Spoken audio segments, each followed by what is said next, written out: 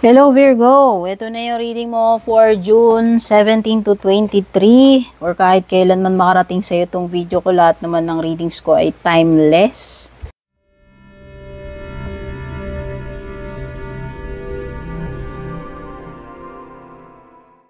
Check natin yung mga energy surrounding you, paparating sa iyo yung mga mensahe.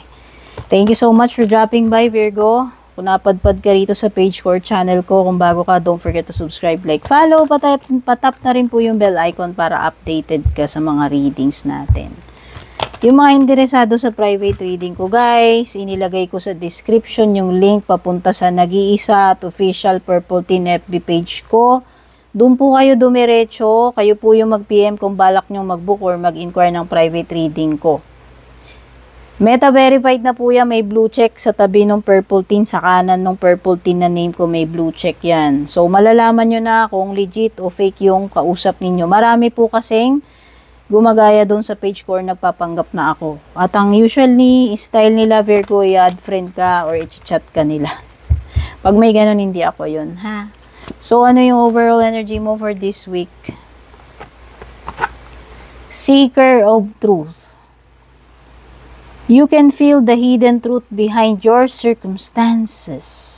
So, meron something dito marireveal na katotohanan this week, Virgo. Mafe-feel mo. Trust your intuition about this one. Kung ano man itong mga nangyayari sa buhay mo, may specific na reason kung bakit nangyayari to this week. Basta, ito yung mga senyales. No, itong mga nangyayari sa'yo this week. May something hidden dito, may something na marireveal. May katotohanan na lilitaw dito. Kung basta marireveal yung reason bakit nangyari tong bagay na to or nangyayari yung mga bagay na yan sa'yo this week. Check naman natin yung pinaka-energy mo, ikaw, this week, your overall energy this week.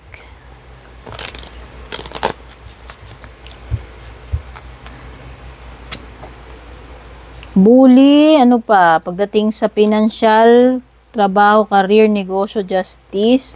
Pagdating sa bahay, sa family, ominousness. Pagdating naman sa love life mo, meron kang marriage at saka gain. Pagdating sa area ng hindi mo inaasahan, meron kang loneliness. Uy. Ba't ganorn? Tapos kumuha tayo ng mga tarot cards. Oh, yung mga mahilig sa numbers dito, yung mga numbers na lumitaw sa cards, ibigay ko na lang, lista nyo na lang. Para lang sa mga mahilig sa numbers dyan. 64, 68, 11, 82, 6, 25, tsaka 31.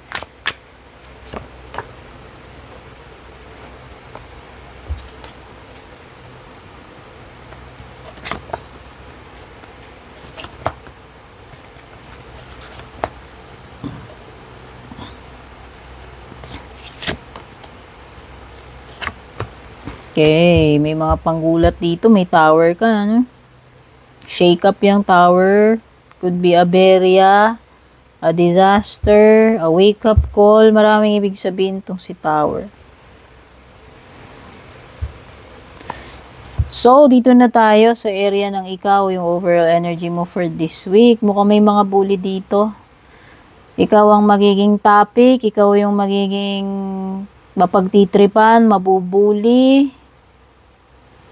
Oo. Ikaw ang nasa hot seat. Makaka-experience ka ng mga ganyan, mga nakakahiyang moments, mga intriga, gossip, pamamahiya. Basta merong malakas na energy ng nakakahiya, pamamahiya dito na nabubuli ka. Okay? Mga tao na nagiging unfair sa'yo. Mga tao na pinagtitripan ka, no? Sa ano naman, career, financial mo, okay naman, balance lang since justice card dyan, or it could be good karma, or good or positive result. Oh. It could be receiving justice talaga, literal. Oo. Kung meron mang, nakikita ko, kung nagtatrabaho ka, dedicated ka rito. Ibig sabihin, mare-reward ng tama. Kung ano yung deserve mo, maibibigay sa'yo yung reward na yun. Kung hard worker ka. Okay. Kasi may kinalaman to sa trabaho, sa pera, sa negosyo eh. Meron ditong pagiging equal, pagkakapantay-pantay, walang bias. Or pwedeng kung may mga decisions dito, ano man, no, ibig sabihin hindi ka argabyado, patas lang. Mabibigay kung ano yung mga karapatan mo, yung deserve mo. Oh, pwedeng ito ay mga legal matters, legal documents, since justice card dyan. It could be mga decisions, no? Kung magkakaroon man ng mga parang usapan dito, decision making, hearing, ibig sabihin, yung patas lang ang marireceive mo. Hindi ka argabyado, hindi labis, walang kulang, walang kinakampiyan, walang kinikilingan dito. Okay. So, ibig sabihin, neutral balance. Halimbawa, kung paano yung treatment nung sa isa, ganun din treatment sa'yo. So, wala kang nakikita sigurong any kind of injustice or pagiging biased or favoritism, at least, no? So, maswerte. Kasi minsan may mga nangyayaring ganun, di ba? Pero sa'yo mukhang okay naman. Okay naman. Life is fair, sabihin na natin. Kung hindi man mga tao yung dinideal mo rito, ibig sabihin life is fair sa'yo pagdating sa financial mo, sa negosyo, sa career mo. Pagdating sa family naman, or house, home, uy, merong some kind of weird na nangyayari dito. Merong makababalagan dyan sa bahay ninyo. Like, may mga nasisense ba kayong kakaiba? Like, mumu. Basta may mga something dito eh.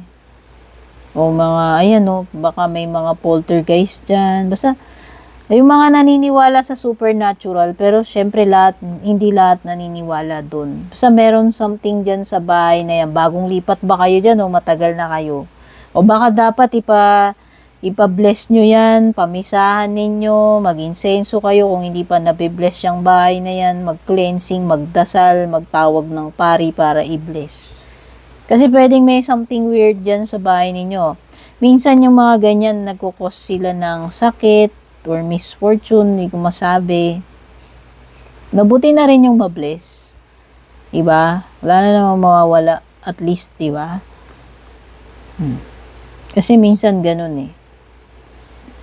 O baka may mga nararamdaman kayo dyan, nakikita, no? Pagdating sa love life mo naman, no, meron ditong pwedeng yung mga hindi pa kinakasal, o baka ito na yung sign na mahahanap mo na yung the one mo, or kung meron kang jowa, going steady, pwedeng engagement, wedding proposal na yan. No?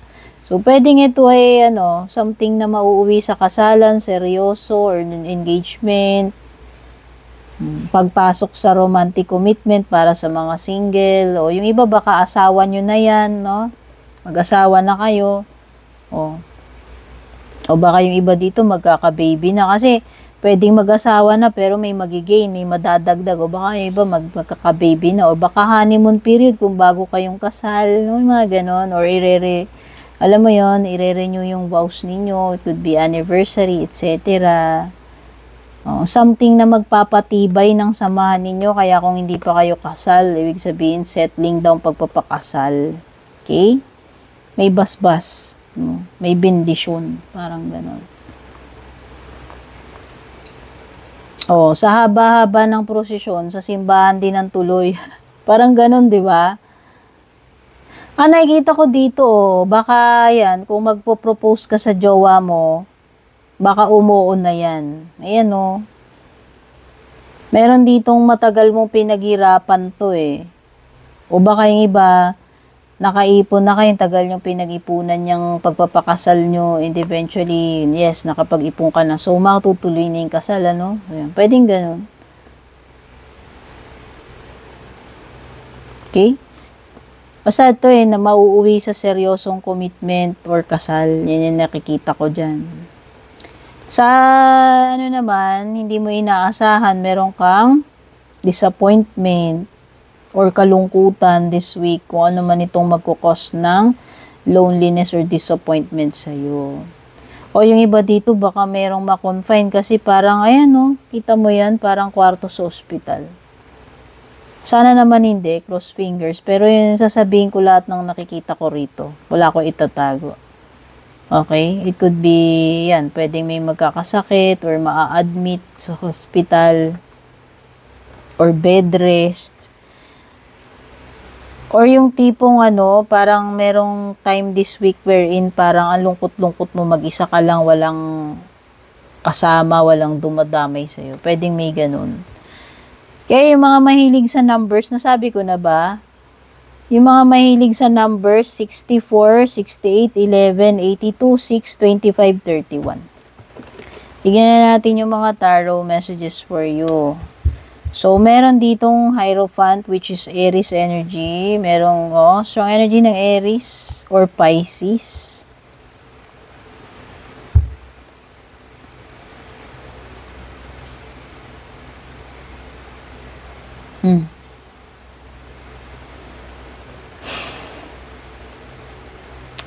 So, meron ditong hindi mo inaasahan na mangyayari this week. Mag-aari mag-cause ng disruption, chaos, aberya, disaster.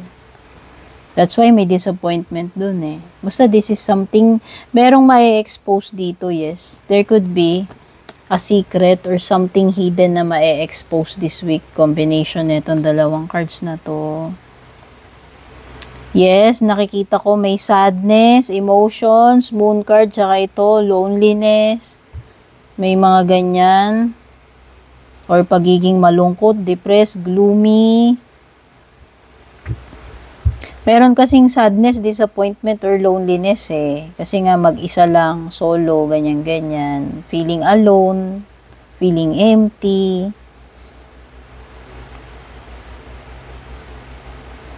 Yung iba talaga, parang may imprison.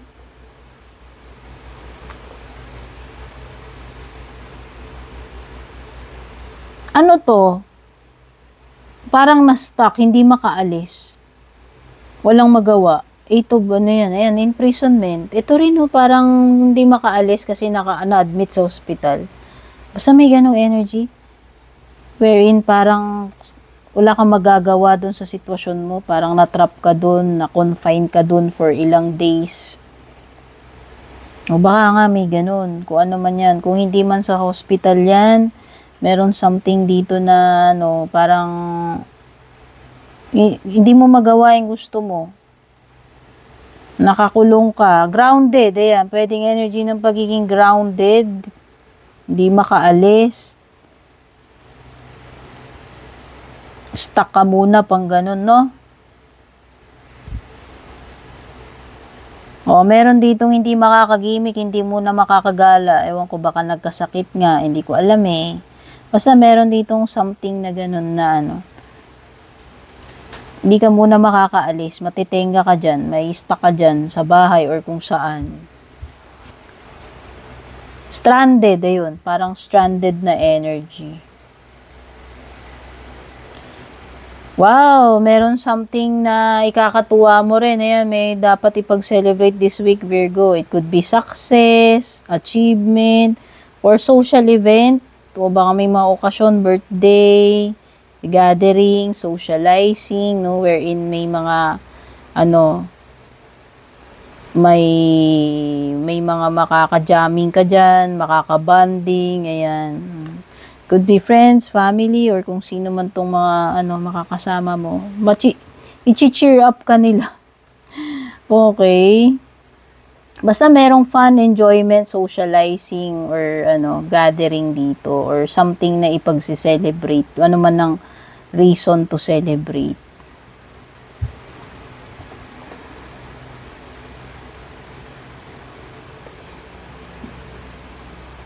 Meron talagang sad. Ito, nafe-feel ko rin dito parang sad.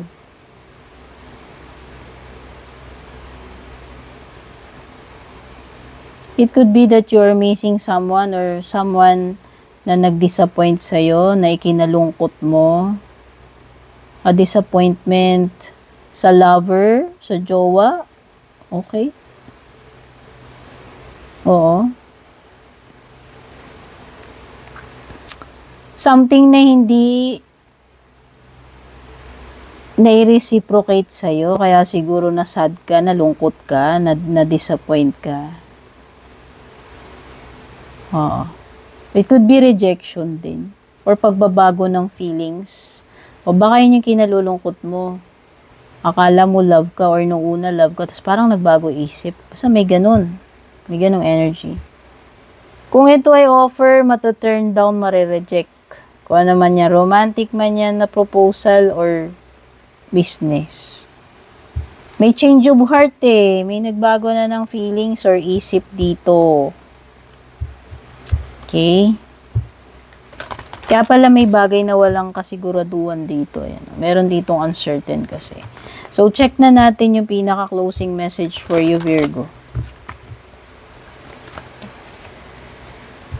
Surrender your ego this week. Pagpairali ng ego. Cultivate gratitude. Be of service to others. And come from your heart. A big ego can work against you, but humility will further your goals. So, instead of ego, yung pairalin mo daw, mas pairalin mo yung pagpapakumbaba this week, Virgo. Kasi yung ego mo na yan yung magiging blockage sa'yo. Okay. So, yan yung messages for you.